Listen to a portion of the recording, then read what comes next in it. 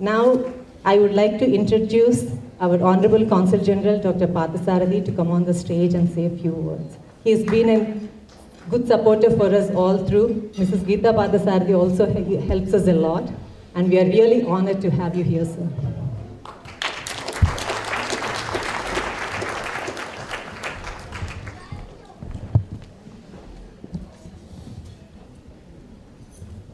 Good evening. Thank you so much, Venu, for inviting my wife Geeta and me. We always feel very privileged and happy to be here. You know, if you recall, Mother Teresa once said, a single helping hand is much better than 1,000 praying lips. Whenever we see Janyaa, Venu and all her team doing it, in fact, this is the 5th anniversary they are celebrating, fifth year they are celebrating. We have known them for at least 2.5 years since I came here. So we have seen how this program is going on, how their efforts are yielding results. So we can say that whenever we see them, their commitment, their passion, and their attitude, and that they want to do something for those who are lacking certain privileges way back in India. I think that is something, an all-consuming passion, and what they have been doing is something which we all need to appreciate. You know, if we just give you some numbers in India, it is mind-boggling. We just, as they say, we are just 1 billion plus people, and the plus means about 230 million people. As on today, 125 million children go to school every day. 125 million children go to school every day. Okay. There are 600 million people, that is 54% of the population. 600 million people are less than 24 years old. Just imagine the 600 million people and the 125 million people who are going to school in the next 10 to 12 years. If they are able to get the education or the skill sets, then they are the greatest assets. India is the only country where you have such human resources which can be available for the next at least 40 years, and also available for various other countries, including in China, America, everywhere. The workforce is going to reduce in the coming years. But in India, it is there.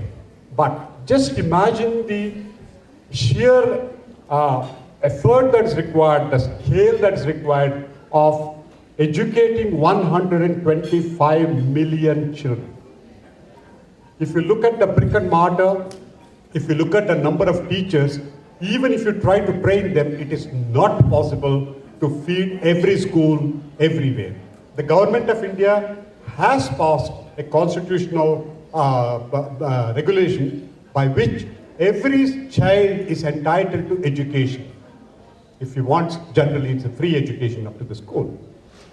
There are schools which are increasing. There are teachers which are increasing. All these things are happening. But still, the government's efforts are not adequate, because to reach out to everywhere, it is just sheer impossible. And plus, even when you do that, for example, this experiments kit with the supply, you know, the fortunate thing is, intelligence and creativity is fortunately not directly correlated with the amount of money a family has.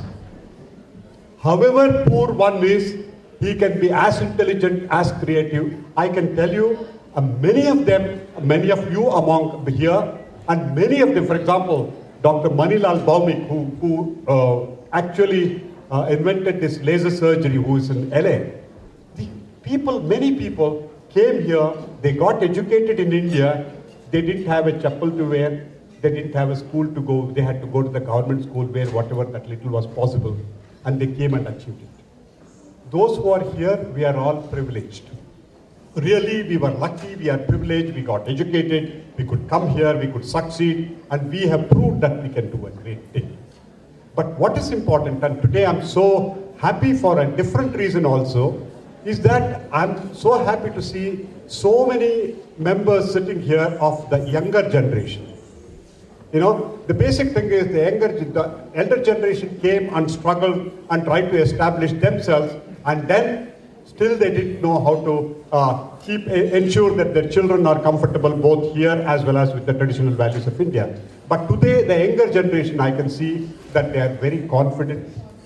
They are contributing members here, but at the same time, they maintain the link with India. They do appreciate what India is doing.